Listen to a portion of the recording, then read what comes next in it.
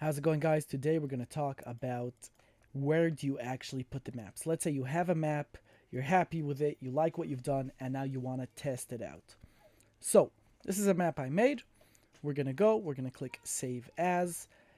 Could be that a few problems will appear here. We'll get into those in a different tutorial. You click OK, and now you're going to want to choose where do you actually save these maps. So, you're going to want to navigate to the Red Alert 2 folder. That is where your game file is installed. And you're going to want to go into a folder called Maps and then Custom. This is where you're going to save your maps. It is very crucial that you save your maps in this directory. All right. We're going to give the map a name, for example, new map. Now, here comes a very, very important part, because if you just hit the save button now, it's going to save it as a .mpr file. And because we're using the CNCnet client, what you're going to want to do is add an extension, which means you give it the name, this is the file name, and then you write .map. Very, very important. Then you click the save button, and here you're going to give it a name. So what we did a second ago was the file name, what the file is called. The name we put here is going to be the actual name players see in the lobby when your map is loaded up, right? So new map, we'll call it as well.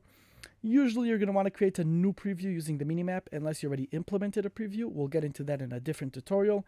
And this is the game modes. Now these you can choose multiple of them. Maybe you made an air war map. Maybe you made a land rush map. Usually we're going to keep it just as standard, right? And according to that, that's where the folder is going to, that's where the map is going to appear in that game type. And then we're going to click the OK button. All right. Now, if the client isn't open, as soon as you open up the client, then the map will be loaded. But let's say the client is open, like in this case where my client is already open.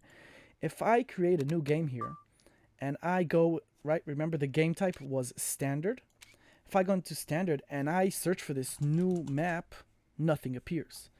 Because it's a new map and the client doesn't load the new maps automatically unless you open it up, like the client reopens up now.